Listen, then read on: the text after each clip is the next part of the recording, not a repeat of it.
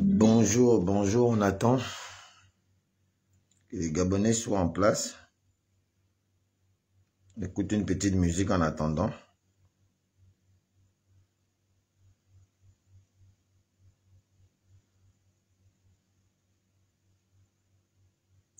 Bonjour, bonjour tout le monde, bonjour.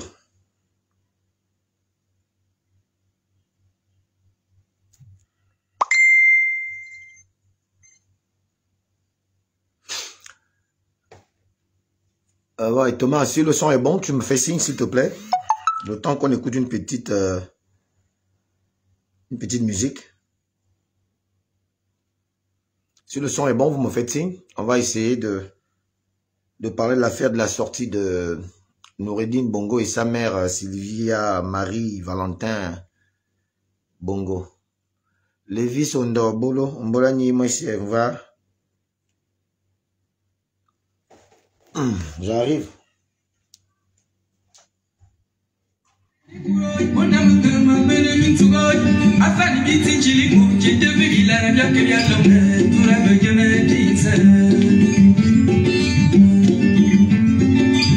On réveille tout le monde, on réveille tout le monde.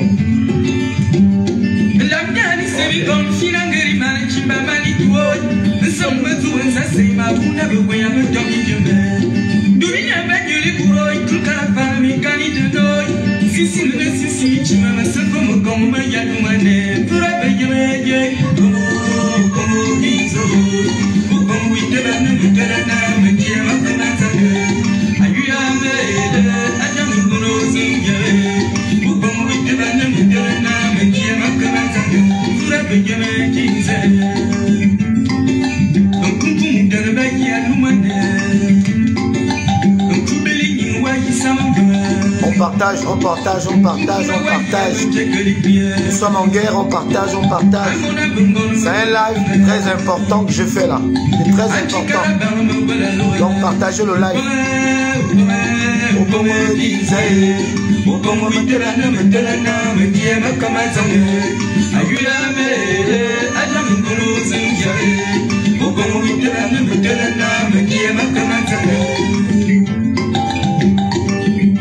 On partage le live, il est très important, il va être plus pédagogique et instructif. S'il vous plaît.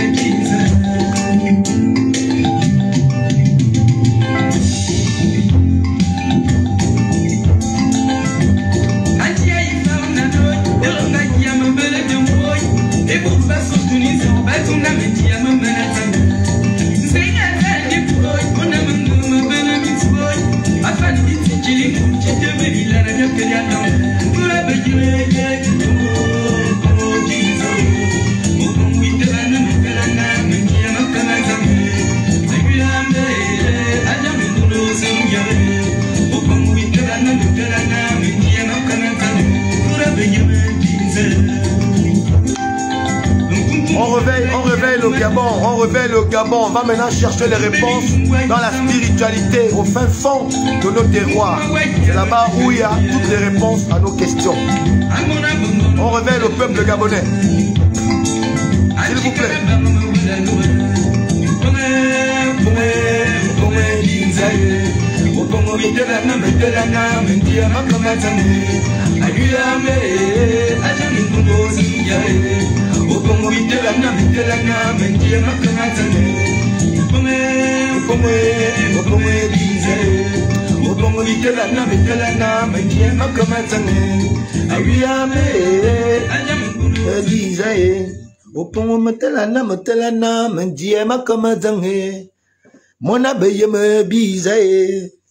Oh là là.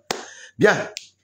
Est-ce que le son est bon? On peut commencer. S'il vous plaît, Lévis Sondor, dis-moi si le son, répète-moi si c'est bon pour qu'on commence rapidement le live. On n'aura pas trop de temps. Je vais très rapidement donner mon sentiment et dire mon appréciation sur le sujet de la sortie de prison donc de Valentin, de Noureddine et Sylvia Marie Valentin Bongo. qui cette histoire a commencé d'abord par comme si c'était une fausse alerte, et comme nous le savons nous tous au Gabon, une rumeur finit toujours par être une réalité. C'est ce qui est génial, parce que le Congo-Ça au Gabon a toujours 90% de chances que ce soit une vérité. Et vous vous rappellerez que quand cette histoire a commencé à faire écho sur Internet, d'abord je vais vous dire que hier j'ai faisais mes petites au revoir à la toile. Vous voyez, je n'ai même pas pu tenir une seule journée que je suis obligé de faire encore un live, parce que quand tu regardes la toile, tu te dis mon Dieu, mon Dieu. Et pourtant, le peuple gabonais, c'est un peuple qui est scolarisé. Nous sommes scolarisés peut-être même à 80% ou 90%. Mais je ne sais pas pourquoi on aime toujours amener les débats ailleurs. Pourquoi nous ne partons pas dans le fin fond des débats pour qu'on évolue?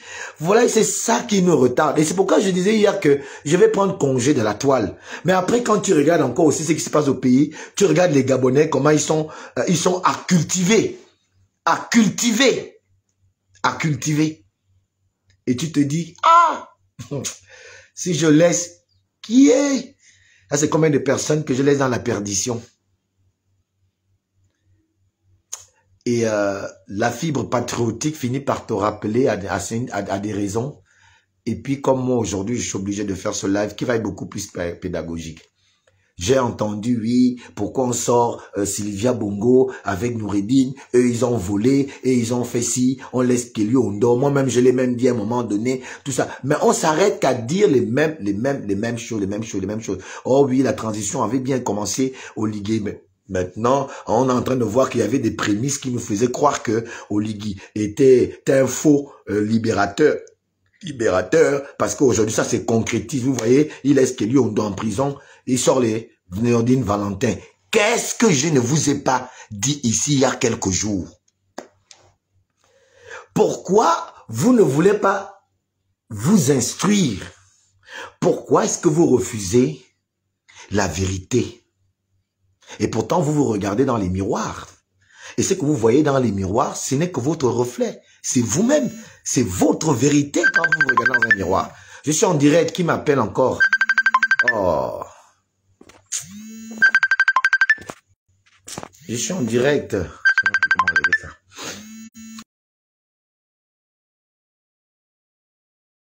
Et pourtant, il y a quelques jours, mettez les cœurs. Pardon, s'il vous plaît. Et pourtant, il y a quelques jours, je vous ai parlé de quelque chose que j'ai l'impression que vous avez oublié. Je vais me faire le plaisir, parce que c'est un plaisir pour moi de reprendre. Il paraît que la répétition est le meilleur ami de la compréhension. La répétition est le meilleur ami de la compréhension. Bim, le 30 août, coup d'État. Coup d'État, et on voit plusieurs arrestations. Évidemment, dans ces arrestations, on arrête le clan Valentin Bongo.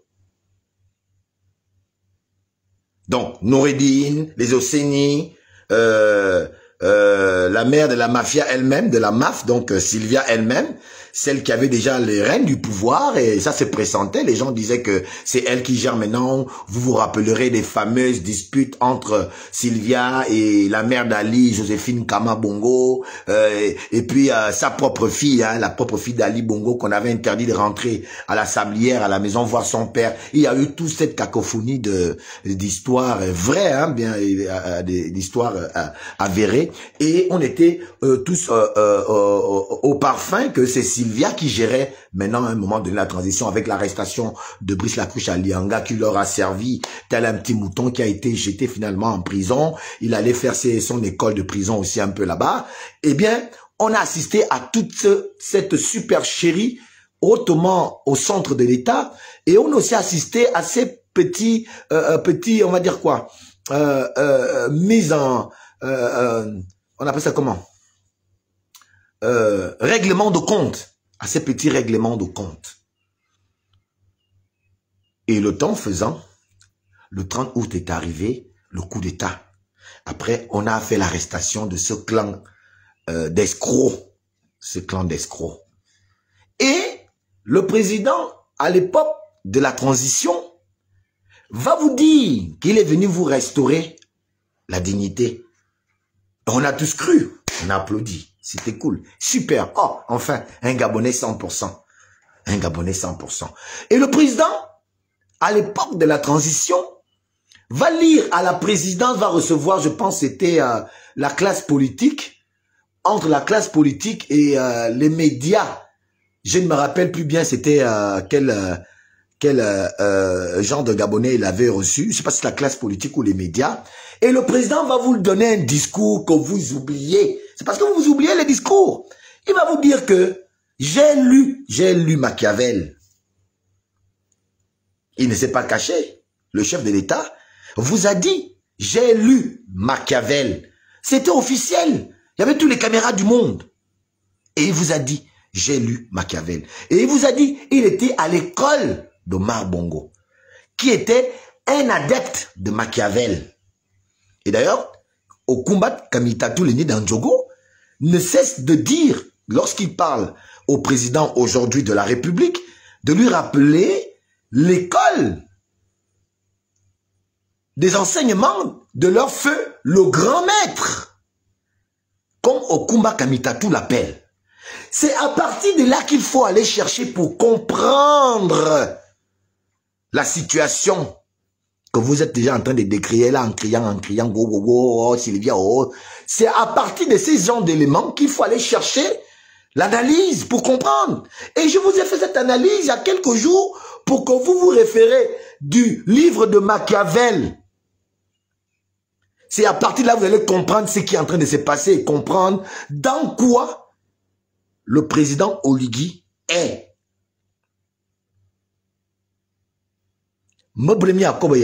Je vous dis encore quoi? Je ne voulais même plus faire les lives, mais vous m'obligez de que c'est quel peuple? Le Gabonais, on est quel peuple en fait? On aime les sensations inutiles, on est dans les branlettes psychologiques, on est dans la branlette intellectuelle, donc tout ça là, je ne comprends pas. Allons-y, faire des analyses concrètes. Allons-y prendre les gens quand ils parlent, ce qu'ils font. À partir de ça, vous allez comprendre. Moi, ayant remarqué l'indifférence que certains font souvent montre entre quand ils ne sont pas encore à côté du pouvoir et lorsqu'ils sont au pouvoir avec le pouvoir. Je vous ai donné des exemples. Comme par exemple Geman Gema, qui est aujourd'hui ministre du pétrole ou de je ne sais pas quoi là, mais qui est incapable de répondre à un Alain Gauthier Mvumo au téléphone, parce qu'Alain Gauthier veut juste dire félicitations, monsieur le ministre. Et donc, ce comportement qui est habituellement visible et remarquable d'un frère avec qui tu as fait un combat hier, et lorsqu'il a appelé à côté du pouvoir, il ferme son téléphone, il ne te répond plus. Moi, j'étais fâché contre ce genre de personne. Vous m'avez entendu dire ça ici que c'est comment ça maintenant tu appelles ton frère, il te répond plus, qu'est-ce qui se passe?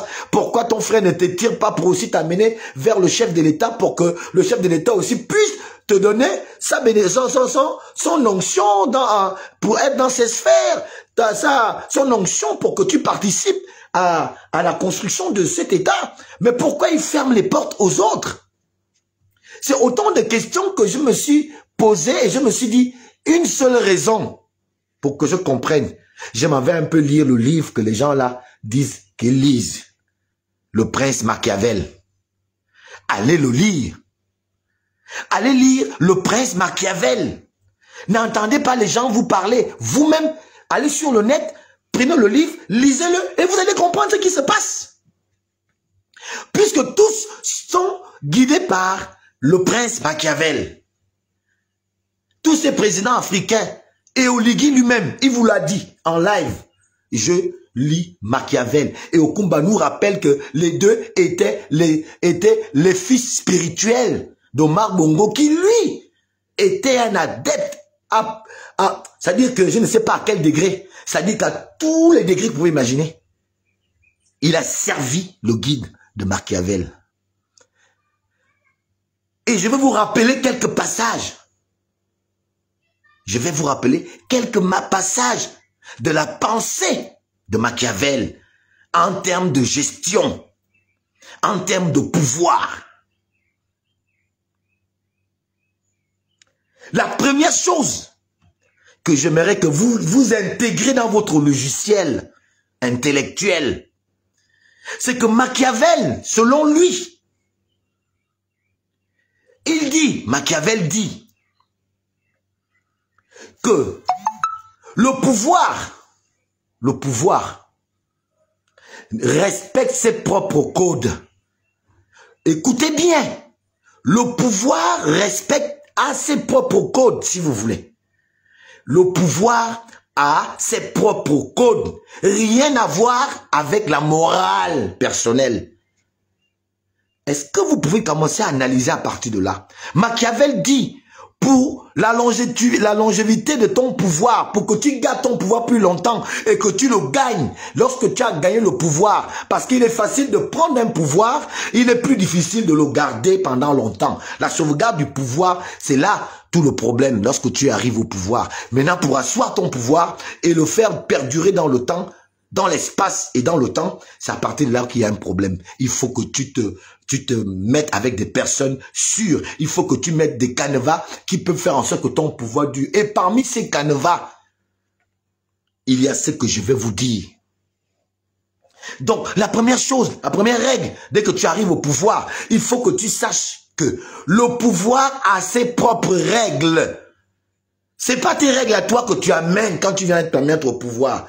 C'est le pouvoir là que tu prends là, tu deviens président là. Quand tu as ce pouvoir là, le pouvoir là, ça a des codes, ça a des règles. Et si tu veux que ton pouvoir dure dans le temps, tu dois respecter d'abord les codes du pouvoir. Est-ce que jusque là, mettez-moi ça en commentaire, vous avez compris? Quelqu'un met en commentaire, oui, on a compris, pour que je continue. Parce que je ne veux plus revenir sur ça. Après, moi j'ai déjà envie de prendre la retraite. Je vais laisser un peu Internet pour ceux qui connaissent là, les gros intellectuels, les gros savants, les gros docteurs en sciences politiques. Je vais leur laisser faire leurs sciences politiques. Peut-être que nous autres qui avons fait l'action, le terrain, faire le bitume là, on est trop bêtes de l'avoir fait. Eux, ils connaissent, ils n'ont qu'à libérer le pays avec leurs connaissances. Moi, je donne le peu que je peux parce que j'ai des Gabonais qui croient en moi. Est-ce que jusque là, c'est clair? Mettez-moi ça en commentaire. Après, je continue, s'il vous plaît. Je dis, je répète, le pouvoir, selon Machiavel,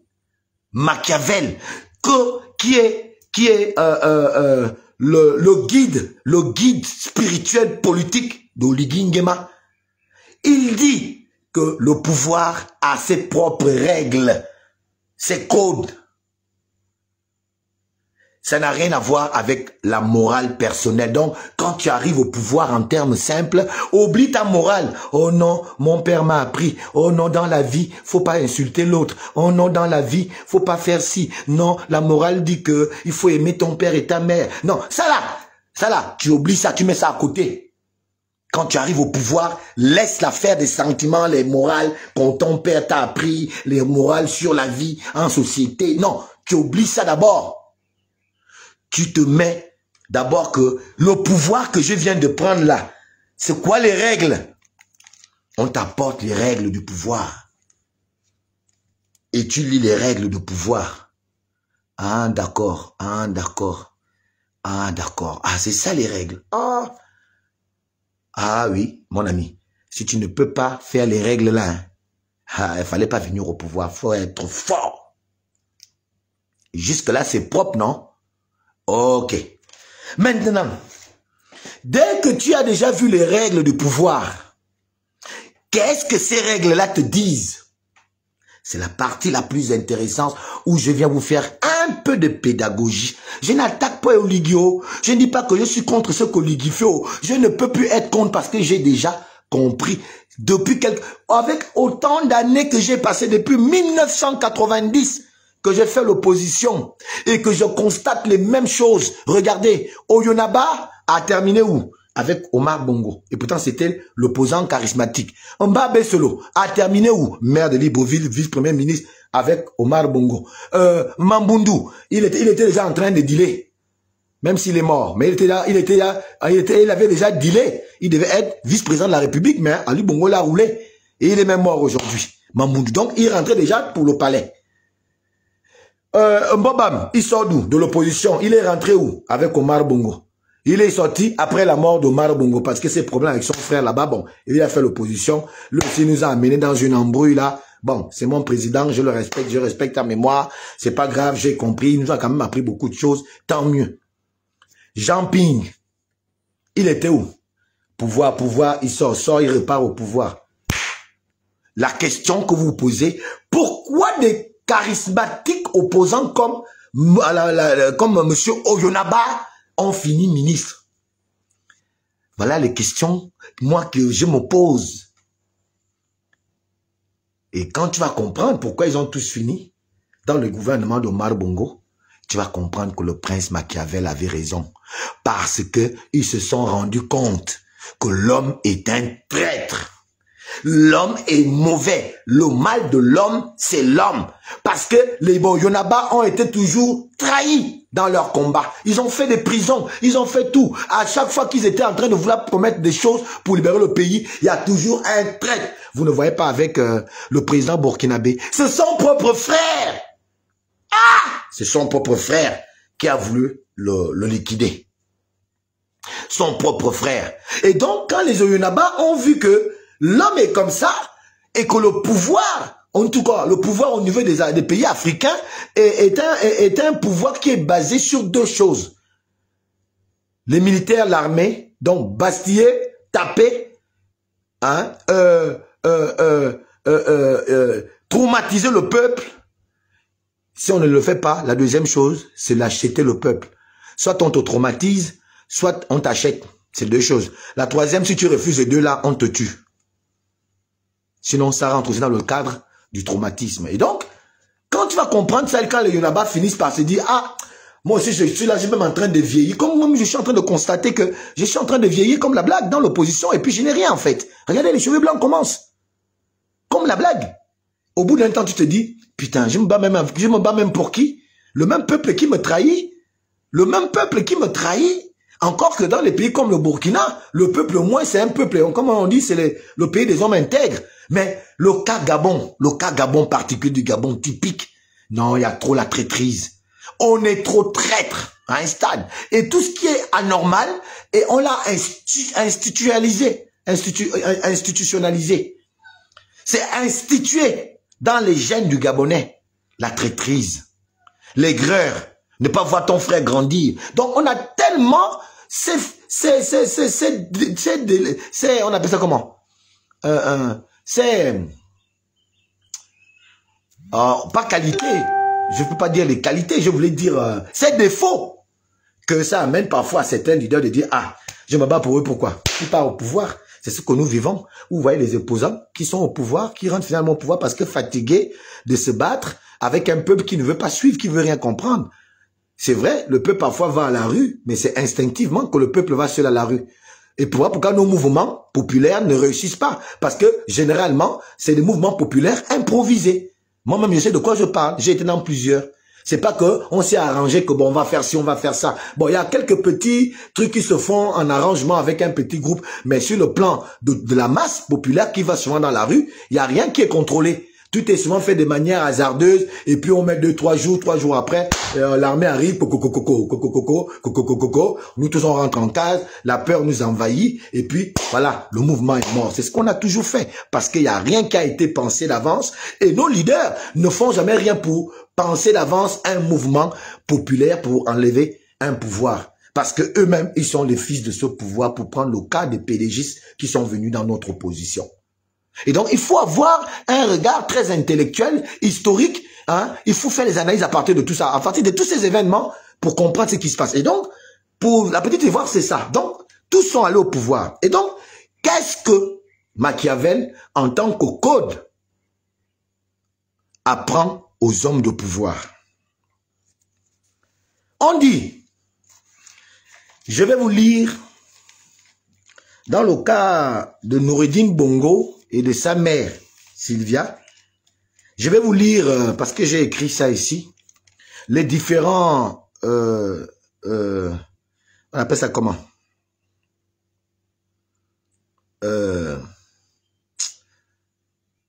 Infractions. Les différentes infractions qu'ont commis le club des avares du bonheur des Gabonais, Sylvia Bongo et son fils. Ils ont la liberté provisoire aujourd'hui. Liberté provisoire. Je reviendrai sur liberté provisoire après. Mais voilà les infractions. De quoi ils sont accusés? Ils sont accusés de détournement de deniers publics. 1. Ils sont accusés de complicité de détournement de deniers publics. 2. Ils sont accusés de blanchiment de capitaux. 3. Ils sont accusés de complicité de blanchiment de capitaux. 4. Ils sont accusés de troubles des opérations du collège électoral. 5. Ils sont accusés de corruption. 6. Ils sont accusés de concussion. 7. Ils sont accusés d'usurpation de titres à la fonction. 8. Ils sont accusés de faux usage de faux. 9. Ils sont accusés de recel. 10. Ils sont accusés de contrefaçon de l'imprimante officielle des institutions. 11. Ils sont accusés de contrefaçon du sceau de l'État. 12. Et ils sont accusés finalement, pour terminer, d'association de malfaiteurs. Voilà les 13 accusations qui ont été retenues contre ce groupuscule d'individus d'un autre monde. Voilà, 13 chefs d'accusation. Et pas des moindres. Il ne manquait seulement que l'accusation de haute trahison d'État. Mais bon, ces 13 sont là. Et ensuite, voici ce que la loi prévoit parmi les articles sur lesquels se sont basés les juges pour leur mettre en prison à cause de toutes ces infractions que je viens de vous énumérer. Parmi les articles qui ont été lus par la loi, par les juges de loi, il y a l'article donc 48, 49, 101, 109, barre 1, 112, barre 3, 115, 116, 117, 133, 193, 194 et l'article 312 et 320 du code pénal. Ils sont combien d'articles qui ont été lus pour leur faire tomber en prison avec tout ce qu'ils ont fait comme infraction? 1, 2, 3, 4, 5, 6, 7, 8, 9, 10, 11, 12, 13. 13 articles. Ce qui est conforme aux 13 infractions. Donc 13 infractions, 13 articles lus en fonction de cela. Ça fait 13 et 13. C'est normal. C'est pas normal. Allez vous-même aussi faire la recherche si c'est normal. Pourquoi il y a 13 infractions et 13 articles lus en fonction de ça? On aurait pu dire alinéa, on aurait pu ajouter d'autres trucs selon la loi parce que la loi elle est disparate. La loi elle est éparpillée. On peut aller retrouver un article là-bas, un alinéa là-bas, mais on n'a retrouvé que 13 et 13. Bien, d'accord, on s'arrête à 13 et 13. Ça, vous-même pouvez aller fouiller. Avec autant d'infractions, si on va regarder le nombre d'années, et là je vous envoie encore aller regarder le nombre d'années par infraction, qu'est-ce que le code pénal dit quand l'infraction a été avérée? Quel est on appelle ça comment? Quelle est la sanction? La sanction en termes de temps à mettre en prison avec tout ce qui a été fait. Allez aussi fouiller tout ça là. Maintenant que voici 1 an et demi à peu près, 19 mois, et puis nous avons le cas de Kelly Ondor et le cas de les Bongo, les Valentin Bongo et son fils, aujourd'hui dehors. Je ne sais pas pourquoi vous vous étonnez qu'ils soient dehors. Je vais essayer de vous dire pourquoi ils sont dehors. Parce que je vais encore aller me référer, là encore, à Machiavel. Parce que je n'arrive pas à comprendre que Kelly soit en prison et les Nourdim sortent. Je suis comme vous, je suis d'accord avec vous. Mais il ne suffit pas de dire, oui, comment on met Kelly dehors, comment machin, non, non, non, machin, non. Ah, pourquoi il fait ça? Moi, c'est ce qui est intéressant. Il est tombé d'où? On va regarder là où il est tombé. On va d'abord, allons-y d'abord chercher pourquoi il est tombé. Qu'est-ce qu'il a heurté pour qu'il tombe? Il a heurté quoi? Voilà ce que Brice Clotaire Oligui Nguema a heurté. Voilà ce que Brice Clotaire Oligui Nguema, président de la République, chef de l'État, ce qu'il a heurté pour tomber. Là où on voit tous, maintenant on pleure là. Il est tombé parce qu'il a d'abord accepté le pouvoir qui a des codes. Et il a accepté le guide de Machiavel pour son pouvoir. Qu'est-ce que dit les codes?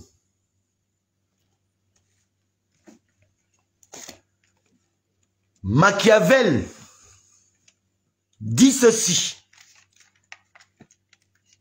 Un bon prince n'est pas forcément un homme vertueux. Ah, t'as des âmes. Me premier à de expliquer hier. On vous dit encore comment.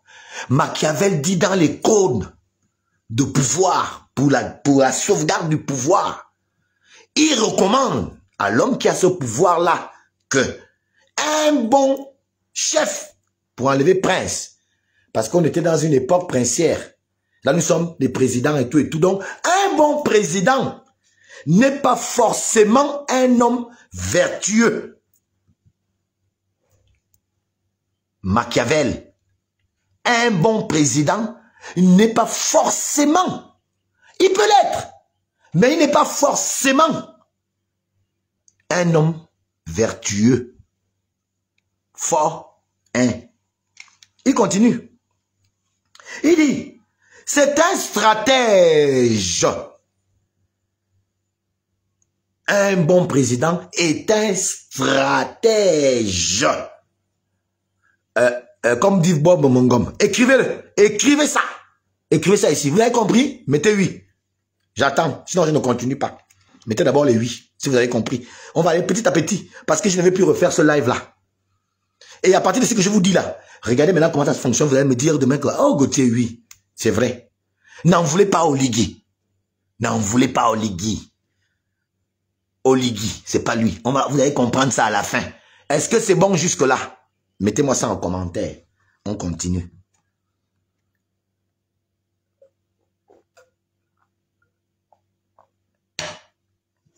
Mettez-moi ça en commentaire.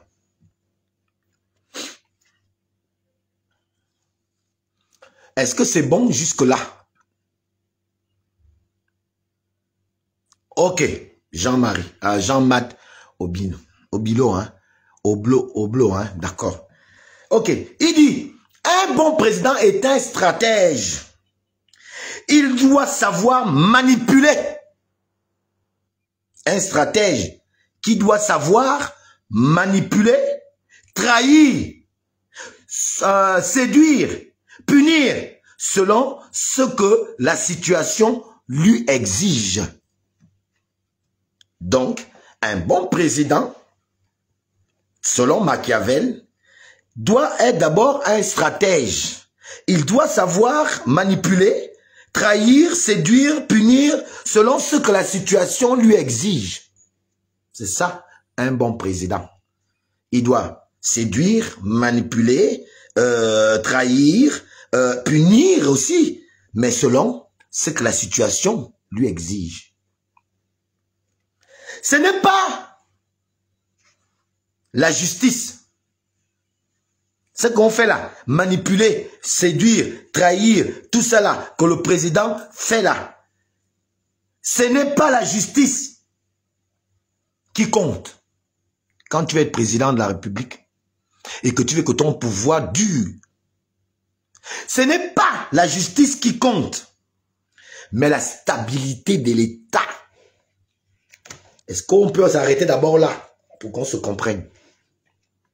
Machiavel dit que ce n'est pas la justice qui compte quand on est chef. C'est la stabilité de l'État qui compte. Troisième code de Machiavel que je vous énonce. Ce n'est pas la justice qui compte. Ça dit que quand tu manipules, tu trahis, tu punis là, tout ce que tu fais là, c'est pas parce que tu dois rendre justice forcément, mais tu fais toutes ces choses-là parce que tu veux la stabilité de l'État. Tu dois passer par ça selon ce que la circonstance t'exige. En termes simples, si j'ai mon frère qui obstrue ma politique, qui me fait de l'ombre dans ma politique, je dois l'écarter, même si c'est mon propre frère, pour la suivi de mon pouvoir.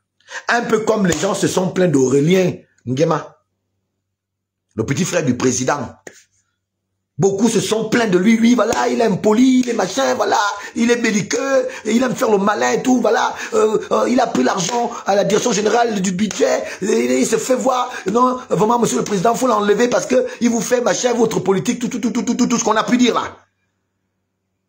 Machiavel exige, si le prince ou le président se retrouve effectivement dans ce que vous dites, par rapport à son petit frère, si il voit effectivement qu'il fait l'ombre à sa politique, il écarte. Et c'est ce qui a été fait. Il a enlevé directeur général du budget. Il a enlevé la direction générale. Et donc, il a posé un acte circonstanciel. Parce que cela n'était pas bien pour sa politique, pour l'image. Est-ce qu'il le fait parce qu'il veut le faire? Non. Il le fait parce que le pouvoir qu'il exerce le lui oblige à faire. Est-ce que vous me suivez jusque-là? Vous me suivez? Est-ce que vous me suivez jusque-là? C'est-à-dire que quand on a enlevé Aurélien du ministère du budget, la direction générale du budget, quand le président l'a décidé, ça a fait mal au président, parce que c'est son petit frère. Mais il a quand même pris cette exigence en compte. Il a mis son petit frère à côté et ça a apaisé beaucoup de cœur parce qu'il voulait la stabilité de l'État. Donc le président est assujetti à ces codes de pouvoir qui l'obligent à prendre certaines décisions qui ne sont pas les décisions voulues par le peuple. Parce qu'il doit sauvegarder la stabilité de l'État. Est-ce que jusque-là, ça pénètre? Question. Dites-moi en commentaire. Ah, on continue. Peut-être qu'on va m'arrêter après ça. Peut-être qu'on va me tuer après ça. Peut-être qu'on va aussi me lever après ça. Mais c'est ce que je pense que je dois dire aux Gabonais. C'est la lumière là que je dois vous donner. Parce que Dieu m'exige de vous donner cette lumière pour que vous compreniez que les codes de pouvoir ne sont pas nos petites émotions personnelles à la maison. Dans les quartiers malfamés où nous habitons. L'exercice du pouvoir demande une certaine stature d'homme. Ça demande des hommes forts, courageux. Et qui respectent le peuple. Mais quand tu te laisses guider par Machiavel, alors que tu as ta propre culture, Fang, Miene, Eshira, Kota, Nzebi, avec laquelle tu peux puiser et gérer ton peuple en toute sérénité, c'est parce que nous prenons les codes d'ailleurs. C'est parce que nous prenons les codes d'ailleurs. C'est pour ça le pays sombre.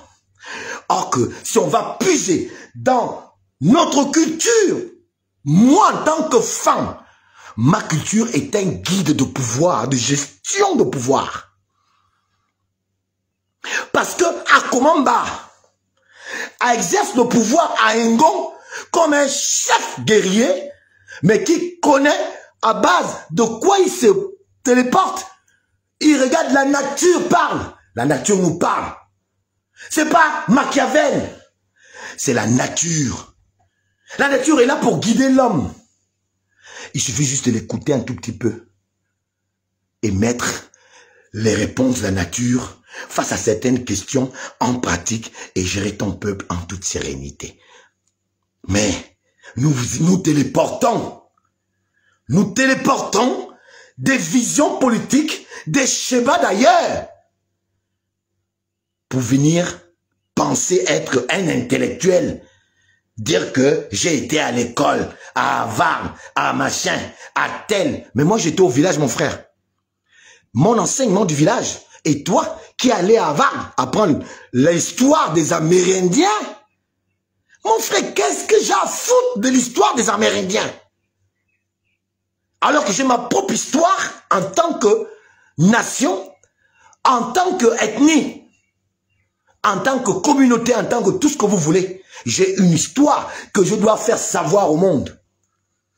Voilà que quelqu'un qui allait faire bac plus 3, bac plus 4, plus 25, plus 120, va venir me raconter la vie des Amérindiens pour manger quel niemboué avec ça. Pour manger quel niemboué. Et donc, parmi d'autres codes du pouvoir selon les adeptes de Machiavel, il y a effectivement tout ce que je suis en train de vous énumérer et tout ce que je vais encore rajouter. J'ai encore pris deux codes qui disent ceci. Ne soyez pas bon si cela vous affaiblit. Machiavel recommande au président de la République de ne pas être bon si cela l'affaiblit. Qu'est-ce que ça veut dire? Ça veut dire que quand le président, vous le mettez, Kelly Ondo et Noureddine et sa mère, si je sors Kelly Ondo pour vous faire plaisir, vous, est-ce que moi, sur le plan des relations internationaux, sur le plan de la stabilité de mon pouvoir à l'international, parce que les autres sont des lobbies. Le pouvoir est un lobby. Et ces lobbies-là pèsent sur le pouvoir de chacun dans certains pays. C'est pourquoi vous voyez, on fait des agglomérations, les CEMAC, tout ça, c'est un leurre. C'est un leurre. Et je suis un peu dessus que le président se laisse faire avec ces choses, alors que c'est le peuple gabonais qui l'a voté. C'est pas les gars de la CEMAC qui ont voté le président. C'est le peuple qui te vote. Il faut écouter ce que le peuple te demande. Mais on ne veut pas écouter le peuple. Parce qu'on pouvait regarder les conventions signées à l'extérieur, à l'international, qui sont des conventions parfois qui contredisent la volonté du peuple. Mais on fonctionne comme ça. Et ça, un chef, c'est pas le genre de chef que nous on veut. On veut le chef qui dit, j'ai 2 millions de Gabonais. J'ai 2 millions de Gabonais d'âmes à gérer, à faire plaisir. Je ne peux pas prendre telle décision si cela affecte mon peuple de manière négative. C'est ces chefs-là que nous voulons, Excellence, Monsieur le Président de la République, que vous soyez un général, un homme de conviction et de guide, un guide spirituel, politique, économique et social. On ne veut pas d'un président poltron qui écoute que l'international, quand les Gabonais souffrent sans manger les 3 repas jour, c'est pas l'international qui souffre, c'est vos frères Gabonais qui souffrent, qui n'ont rien à l'assiette. C'est les Gabonais qui meurent de faim. C'est pas les Angolais, ou les Guinéens, ou les Camerounais. C'est les Gabonais qui souffrent. Et vous souffrez dans votre chair, excellent Monsieur le Président de la République. Lorsqu'on importe des philosophies d'ailleurs, on finit par se perdre. Si tu ne te retrouves plus là où tu pars, reconnais au moins d'où tu reviens. Excellence, vous êtes femme. Nous avons des richesses en termes de culture, de gestion de famille, de société. Nous avons des vieux qui sont encore là pour nous apprendre ces béabas de la gestion d'un village. On commence par savoir gérer le village avant de gérer un État. La même manière qu'on gère un village, on peut transporter cette gestion autonome. Cette gestion autonome de la gestion du village, qui est une culture qu'on peut retransplanter à l'échelle nationale. C'est-à-dire donc à l'échelle de la gouvernance nationale, qui est celle de la présidence de la République quand on devient président. Il n'y a qu'à calquer comment ça se faisait à l'époque dans nos villages pour que les villages puissent se développer, puissent vivre en pleine harmonie dans la, on appelle ça comment? Dans l'harmonie et dans la paix. Comment les chefs faisaient à l'époque? Comment faisaient-ils pour prendre des décisions? Sur quoi s'appuyaient-ils? Ces bases sont encore là et nous avons ces bibliothèques. Nos vieux papas au village, partout, à Kini, à Oyem, à Mounana, partout dans le Gabon, ces vieilles connaissances de la sagesse, de la gestion d'un village, ils sont encore là, ils ont encore ces codes-là. Alors que Machiavel, nous dit que ne soyez pas bon si cela vous affaiblit. Ne soyez pas bon si cela vous affaiblit. Il dit, ne trouvez pas ne tenez pas vos promesses si elles vous mettent en danger. Machiavel apprend au président que ne tenez pas vos promesses. Ne tenez pas vos promesses si celle-ci, ou bien celle-là, vous mettent en danger. Soyez craints que aimés si vous ne pouvez pas être les deux. Vous devez être craint que d'être aimé si vous ne pouvez pas être les deux. Ça veut dire quoi? Ça veut dire que si tu ne peux pas être aimé par ton peuple et craint par ton peuple, dans les deux, si tu as choisi un, il faut être craint. Et comment être pour être craint? Ben, il faut taper le peuple. Il faut taper sur le peuple. Il faut traumatiser le peuple. C'est pourquoi vous voyez que les gens deviennent des dictateurs. Parce qu'ils savent qu'ils n'ont pas l'amour. Le peuple ne l'aime pas. Et bien, il devient dictateur. Donc, il tape, il choisit être craint que d'être aimé. Maintenant, Brice Clotaire Oligui Nguema est craint et aimé. Pourquoi donc tout ça?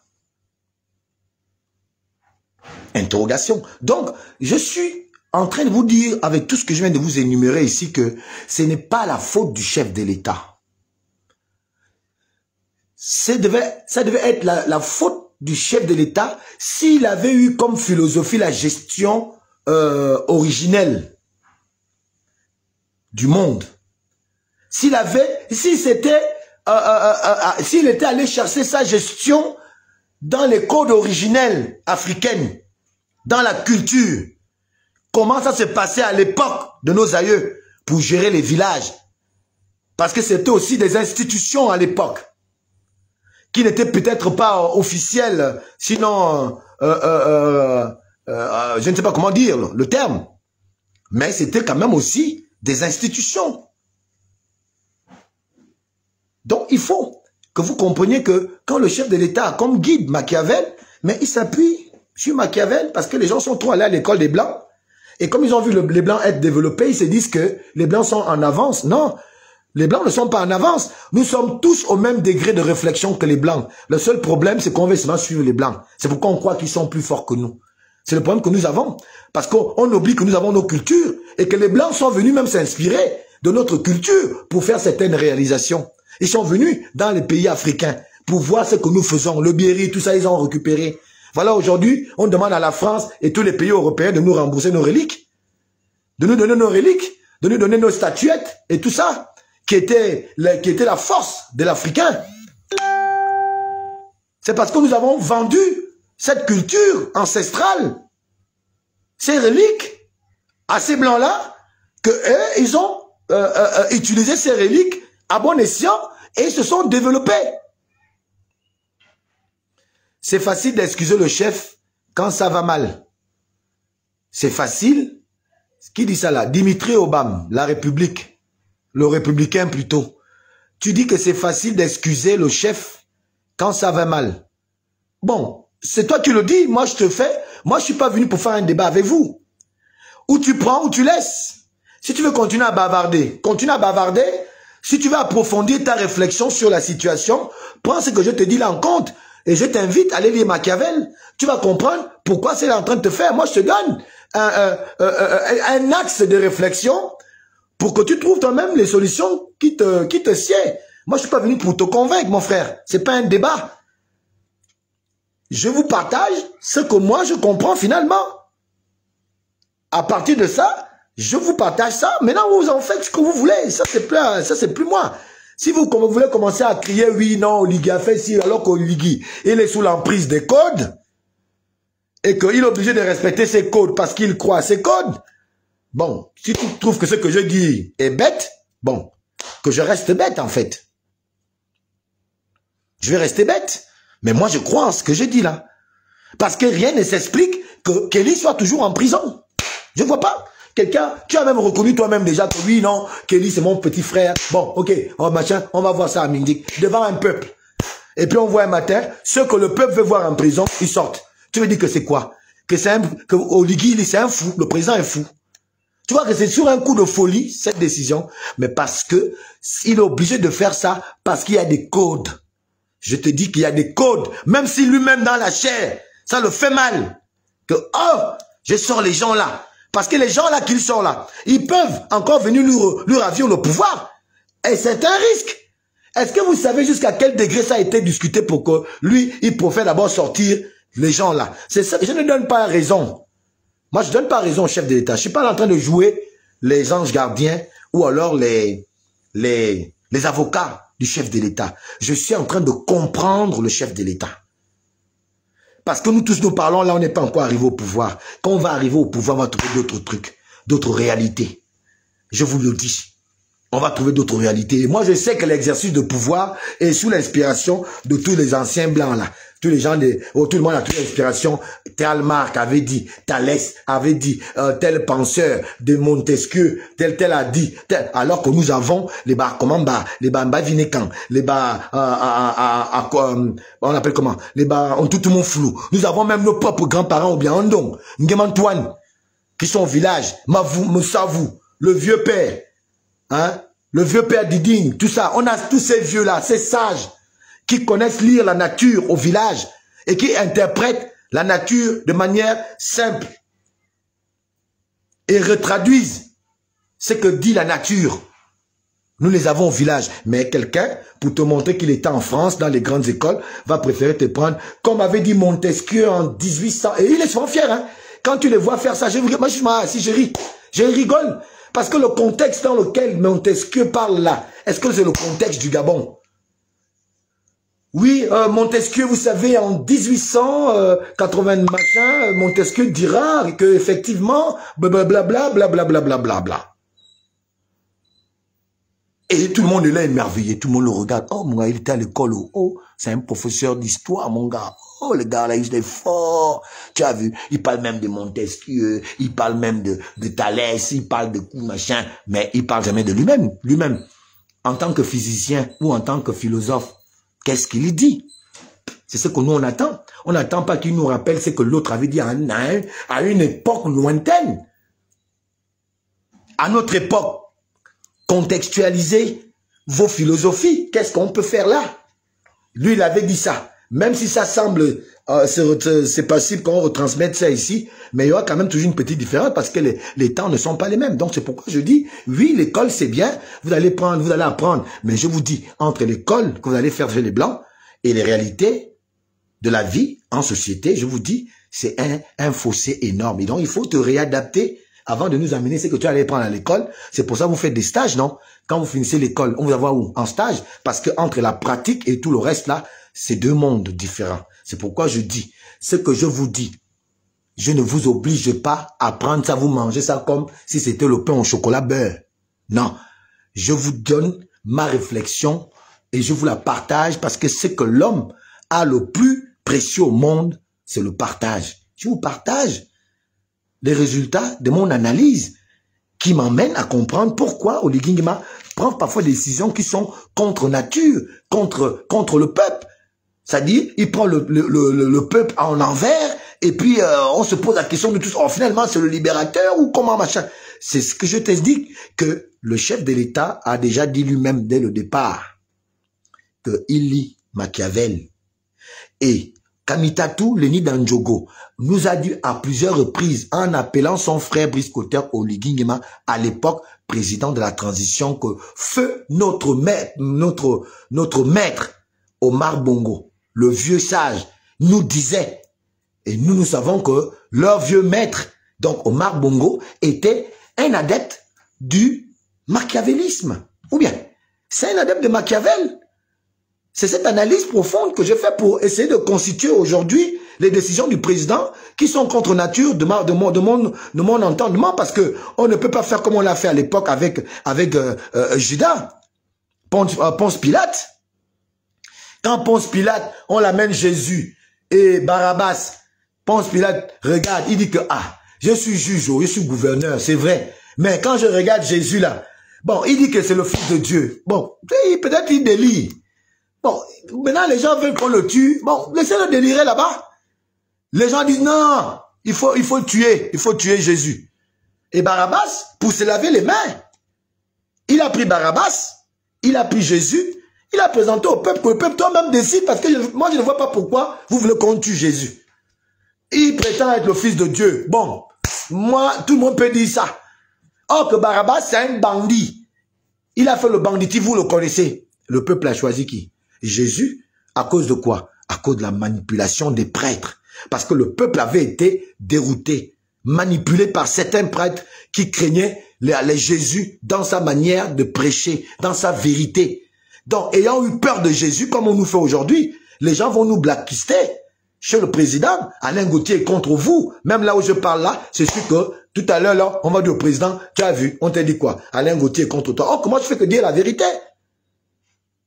J'ai dit que la vérité, j'apporte juste ma lumière, maintenant je peux être dans le faux, c'est pas grave. Est-ce pour cela que tu vas aller me blacklister chez le président en disant qu'il ne te soutient pas? Bon, ça c'est toi-même maintenant qui vas voir ça là-bas. C'est ça qui s'est passé.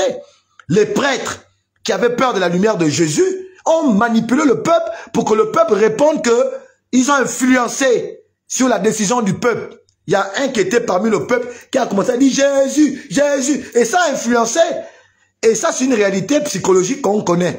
Quand il y a un monde, une foule, s'il y a un qui commence quelque chose, les autres vont souvent suivre. Ils ne savent même pas pourquoi ils le font, mais ils suivent seulement. C'est un instinct qui est en l'homme qu'on ne peut pas enlever. C'est comme quand tu es en train de marcher dans la rue, tu vois les gens courir, toi aussi tu vas d'abord courir. Parce que c'est l'instinct de survie. Tu vas d'abord courir avant de te rendre compte que je cours même pourquoi, mais tu as déjà couru. C'est ça qui s'est passé. Donc, les gens ont manipulé le peuple en disant Jésus, Jésus, et tout le monde a crié Jésus. Et Jésus a été crucifié à la place de Barabbas qui lui a été mis en liberté. C'est ce qui se passe là. Le peuple, c'est qui? Le peuple, nous sommes Judas. Nous sommes, on appelle comment? Ponce Pilate. Le peuple, nous sommes dans ce cas de figure, le peuple, c'est Ponce Pilate. Le peuple dit, on ne comprend pas pourquoi on garde Kelly en prison, alors que les Noureddin, eux, ils sont dehors. Ceux qui devaient rester en prison, c'est les Noureddin, et Kelly devait sortir. Parce que c'est ça que le peuple, Ponce Pilate avait fait. Donc, nous, dans ce cas de figure, nous, le peuple, nous là, nous qui voulons que les Noureddin restent en prison et que Kelly sort, nous sommes Ponce Pilate. Parce que quand on regarde la situation, on se dit, ah, comment ils veulent mal tel dehors alors que c'était qui mérite dehors. Donc, dans le cas de figure là, nous sommes Ponce Pilate. Nous disons, pourquoi on veut mettre dehors? Et nous présentons au peuple. Le peuple, c'est qui? Le peuple devient Brice Clotaire Oligui Nguema, le président de la République, qui a la décision. Nous avons dit, sors Kelly, sors Kelly. Quand la nouvelle est arrivée, qu'on veut mettre les gens là dehors, on a dit non, comment ça? Non, non, non, non, on espère que c'est faux. Même l'Union est venue démentir que non, c'était faux. Voilà, un jour après, finalement, c'est vrai. On voit maintenant les photos, les vidéos. Mais ils sont déjà partis, c'est trop tard. On va parler, ils sont déjà partis. Ils vont pas revenir. Ils ont fait semblant de mettre provisoire parce que bon, il faut un peu malaxer nos têtes et tout. Mais c'est ça y est, c'est fini. Ils sont partis, ils sont libres. Ils ont quitté le Gabon. Parce que peut-être le président, moi je dis bien peut-être, je n'affirme pas, peut-être que le président a jugé que, bon, vaut mieux qu'ils soient un peu hors d'ici pour leur protection, parce que les Gabonais, moi je pense que si je trouve Noureddin dans la rue là, vous-même vous savez ce que je peux faire à Noureddin, puisqu'il a failli me faire tuer en 2023, avec Osseni. Vous vous imaginez que je trouve Noureddin derrière la prison chez moi, mais je veux le claquer, et donc pour les mesures de sécurité, le président peut les faire expatrier, pour leur propre sécurité, parce que c'est aussi ça, l'humain que nous devons être. Je dis bien, je ne prends pas la part du chef de l'État, mais je pense qu'il respecte certaines règles qui sont les règles lorsque tu deviens quand tu es candidat et quand tu es au pouvoir, c'est plus les mêmes personnes, c'est plus la même personne. Tu respectes maintenant un certain nombre de choses. Tu es guidé.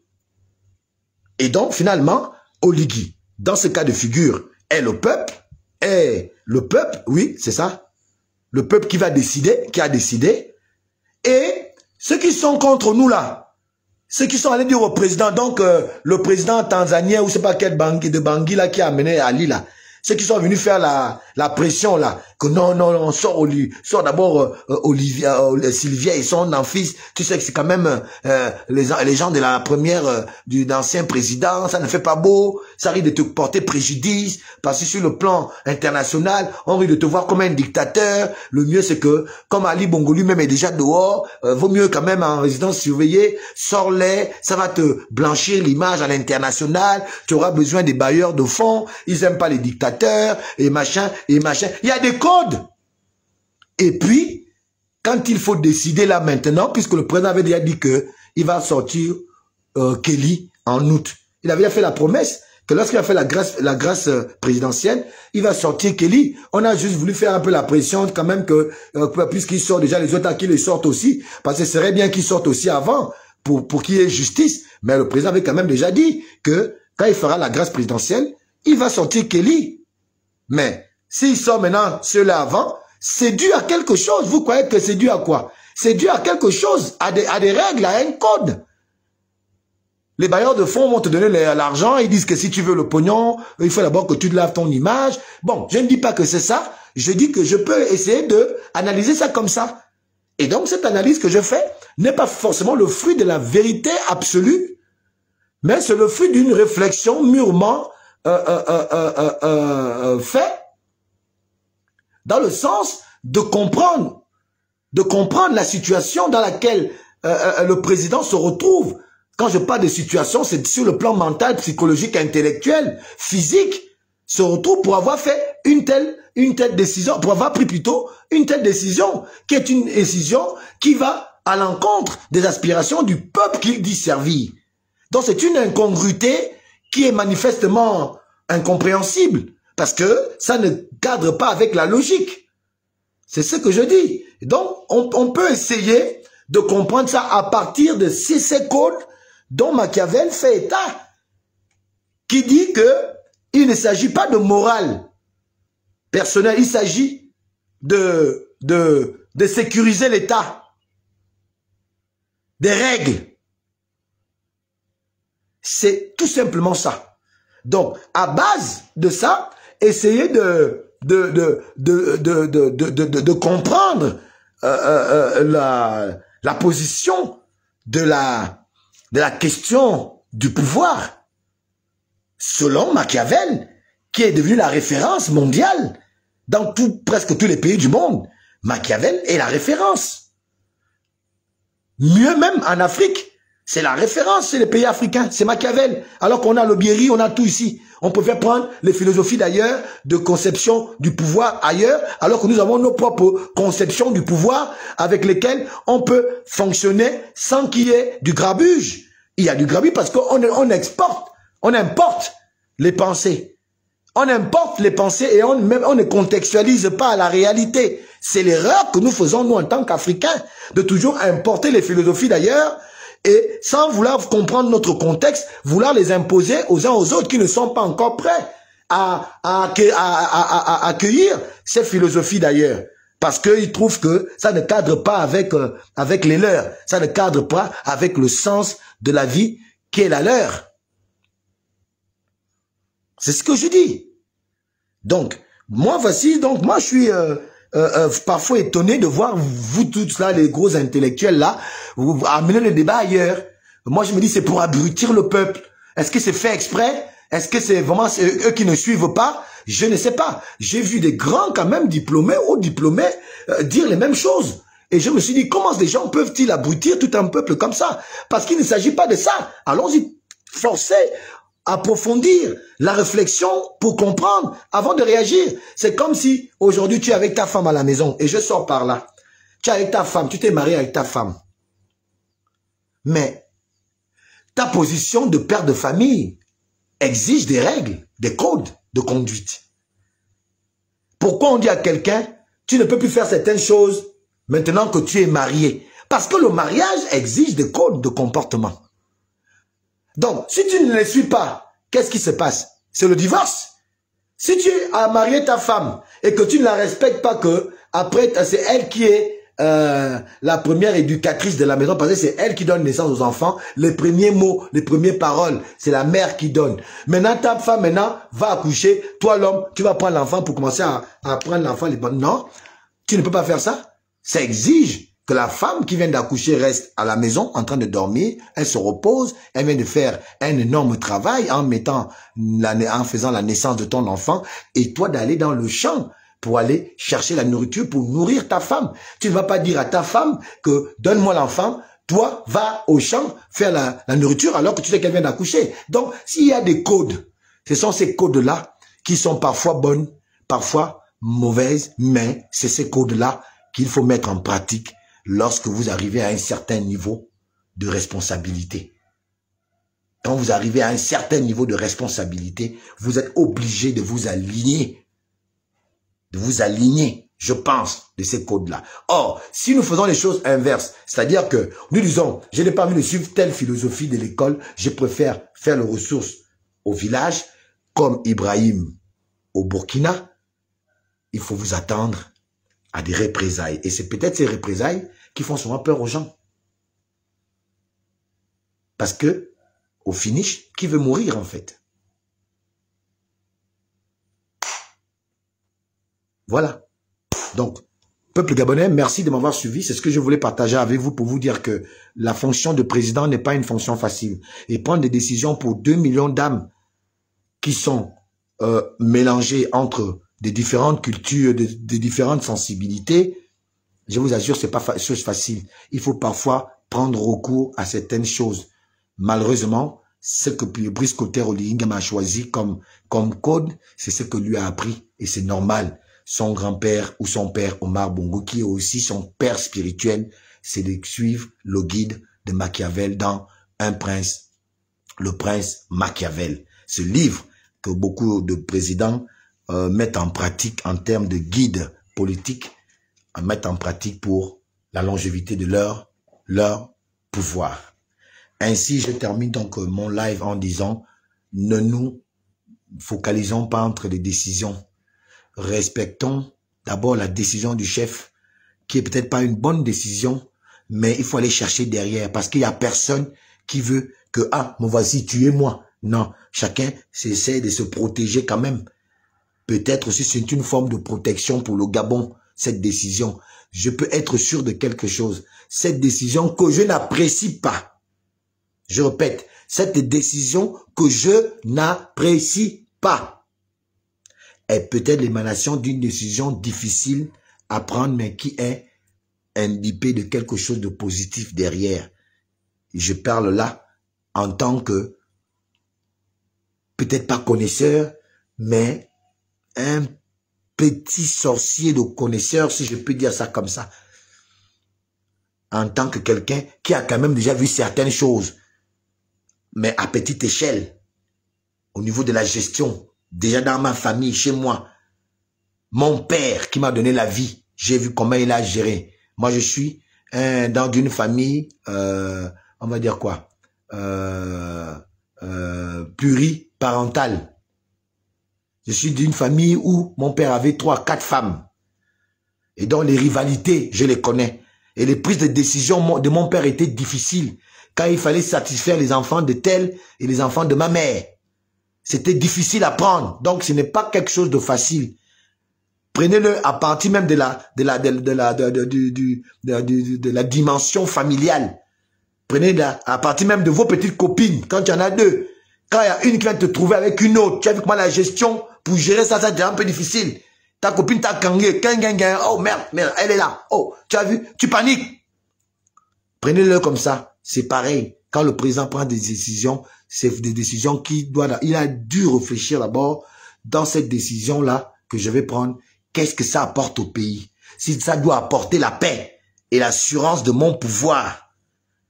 Et ça peut assurer que les bailleurs économiques me prêtent de l'argent pour travailler pour le pays. Eh bien, et qu'il n'a qu'à attendre d'abord, ils n'ont qu'à sortir. Si ça a quelque chose de positif sur l'existence du Gabon et sur les Gabonais, je suis sûr même que c'est ça même l'une des raisons que je ne peux pas confirmer, mais je le pressens parce que c'est quand même une décision quand même assez, on va dire, assez ambigu. Ça ne repose sur aucune, on va dire, aucune règle de vie ou aucune règle de justice. Donc, prenons notre mal en patience, sincèrement, chers compatriotes, et observons, regardons les choses évoluer, et nous allons en tirer les conclusions un peu plus tard, au lieu de trop tôt aussi venir. Moi aussi, je l'ai fait, hein, je vous dis, je l'ai fait. J'ai fait les mêmes choses que vous avant d'avoir lu Machiavel, mais depuis que j'ai lu Machiavel, j'ai finalement compris que l'exercice du pouvoir, c'est plus que ce qu'on peut croire. C'est une autre dimension. Merci pour ceux qui m'ont suivi aujourd'hui. Je suis Alain Gauthier Mvomo. Je me devais de faire ce live, même si hier je vous ai dit que je vais bientôt disparaître des réseaux sociaux parce qu'il n'y a plus de pédagogie. On sait seulement insulter les gens. Et moi, je me suis déjà mis en spectacle à insulter Parfait Yi, que d'ailleurs, au passage, je vais présenter toutes mes excuses parce que, pas parce que je suis faible, mais parce que j'ai décidé d'avancer et que j'ai appris aussi hier que par une tante à moi, que je ne connais pas en tant que telle, mais qui est aux États-Unis, qui a suivi ce live où j'ai insulté Parfait Yi. Je ne demande pas pardon parce que j'ai peur de lui. Parce qu'elle m'a demandé de le faire, parce qu'elle m'a fait comprendre que Parfait Yi et moi, nous étions parents. Parce qu'il paraît qu'il est Mongononkodjeng comme moi. Moi, je suis Mongononkodjeng à Adjabendang. Adjabendang et le village de Parfait, c'est les mêmes personnes, c'est les mêmes familles, c'est les mêmes gens. Donc, ça m'a un peu amorti hier. Ça m'a un peu amorti parce que j'étais vraiment là partant pour la guerre avec lui, sincèrement. Mais cette maman m'a prodigué beaucoup de conseils hier. C'est d'ailleurs une des raisons, je vous ai dit hier que je vais d'abord m'extirper un peu des réseaux sociaux, de peur que ma haine puisse rester éternellement là et qu'elle puisse grandir à tel point que je ne pourrais plus gérer. Donc, comme je peux encore gérer au risque de suivre certains qui vont peut-être un peu me gazer, j'ai préféré vous dire hier que je vais prendre un peu congé, d'abord des réseaux sociaux, de peur que l'amour que j'ai pour les Gabonais, au-delà de ce qu'ils sont, ne puisse pas se terminer en haine, parce que la haine ne construit rien. Ce qui construit, c'est l'amour. Donc, Parfait Yi, désolé, vraiment, tu ne peux ne pas t'excuser, tu gardes ta position, il n'y a pas de problème, ça ne me dérange pas. Mais moi, je suis un être humain, un enfant du village qui a toujours suivi les conseils du village. Si une tante me dit, c'est ton frère, qu'il ne le veuille ou pas, laisse ton problème là. Je vais te dire, je profite et je sors par là, Parfait Yi. Vraiment, moi, j'ai déjà oublié ce qu'on a fait là. J'espère que pour toi aussi, ça s'arrête là. Pour moi, en tout cas, j'ai décidé que ça s'arrête là, après les conseils de Madame Gisèle, Onsuru Gisèle, qui est aux États-Unis, qui est Ngwanonkodjeng, femme Onkodjeng, donc qui est une tante à moi. Elle m'a dit beaucoup de choses que je ne peux pas dire ici aussi. La seule chose que je veux que les Gabonais sachent et que tu saches, c'est que toi et moi, bine bobongwana, ayonde, bine bobongwana, Onkodjeng. Et donc tu es mon frère de sang. Donc, voilà ce que je voulais dire. Je regrette que j'ai ma réponse et bon, c'est comme ça, ainsi va la vie. Moi, je suis un enfant qui sait écouter les grands. Je sais aussi parfois m'énerver et je sais aussi parfois très vite, ceux qui me connaissent savent que Alino, moi je m'énerve et je sais aussi le lendemain matin poser ma colère et puis passer à autre chose pour dire que moi je suis passé à autre chose. Merci pour ceux qui m'ont suivi sur ce live. Rappelez-vous, la fonction du président n'est pas facile. Les décisions que le président peut prendre peuvent être l'émanation de ces codes qui sont les codes qui sont propres au pouvoir. Quand on arrive au pouvoir, selon Machiavel, pour ceux qui suivent sa logique, le pouvoir est un problème de code et fonctionne avec ces codes. Et quand tu arrives, tu laisses tes émotions à côté, tu laisses ton moral à côté. Tu es obligé de faire avec tes codes si tu as envie de pérenniser ton pouvoir dans le temps pour que tu dures assez longtemps au pouvoir. C'est ce qu'il faut faire et c'est ce que recommande Machiavel, que Brice Clotaire Oligingema, malheureusement. Merci pour ceux qui m'ont suivi aujourd'hui. Je suis Alain Gauthier Mvomo, votre humble serviteur, la voix des sans-voix, le petit marteau qui vient casser gros mensonges établis en République gabonaise. Vous l'aurez compris, le haut-parleur très souvent placé au centre des viseurs. À la prochaine vidéo, je vous remercie. N'oubliez pas, je serai avec Paul Mba Abesolo. Hier, j'ai parlé un peu trop vite par émotion peut-être. J'ai la rencontre avec Paul Mba Abesolo demain samedi sur ma page peut-être sur ma page demain, à partir de 17 h sur ma page, nous allons avoir des réponses ou des questions à poser à Paul Mbabesolo, qui est un politicien historique, qui est un sage de la République, un fin connaisseur de la politique gabonaise, qui d'ailleurs a brillé en son temps. Il a brillé en son temps, a presque détrôné Omar Bongo. Vous vous rappellerez de l'élection de 1993, qui a vu sa participation en tant que candidat contre Omar Bongo, et vous connaissez le score qu'il eut à cette époque et ce qui se fit après que Omar Bongo se soit imposé président de la République et par le canal de la Cour, je pense le ministère de l'Intérieur ou Cour constitutionnelle. À l'époque, c'était Momo Miyaku qui avait juré à Omar Bongo, je jure mes parents que si Bongo meurt, je meurs. Mais malheureusement, Bongo était mort et il n'a jamais suivi Bongo après. Il n'est mort que beaucoup d'années plus tard. Il s'appelait donc Yambumbu Miyaku, qui est aussi effectivement un grand personnage de la scène politique gabonaise des années 70, 80, 90. Merci, chers compatriotes. Demain, samedi, à partir de 17 h sur ma page, je serai avec Paul Mbabesolo et nous allons lui poser des questions sur la 5e République. Nous allons lui poser des questions comme même celles que nous sommes en train de nous poser sur cette imbroglio situation qui aujourd'hui nous titille les cœurs en voyant que Noureddin et sa mère soient dehors et que lui on dort jusqu'à aujourd'hui et se retrouve toujours en prison. Toutes ces questions autour des questions politiques, sociales, économiques, même de justice, nous allons poser ça à Paul Mbabesolo demain, lui qui a côtoyé Brice Clotaire Oligui lors de la transition et qui, on le sait, même si on n'a pas encore de façon officielle mis à la connaissance des Gabonais, nous savons que Mbabesolo fait partie des sages de la République que consulte Brice Clotaire Oligui de temps en temps. Et donc avec lui, nous allons parler de ces questions à partir de 7 h demain. Soyez nombreux, soyez câblés. Il s'agit du Gabon. Nous allons continuer dans le sens de toujours apporter l'information dans la vérité, pour la vérité et rien que la vérité. Merci. À demain, 17 h pour la rencontre avec Paul Mbabesolo sur toutes ces questions. C'est sur la Minute du Oise, animée par Alain Gauthier.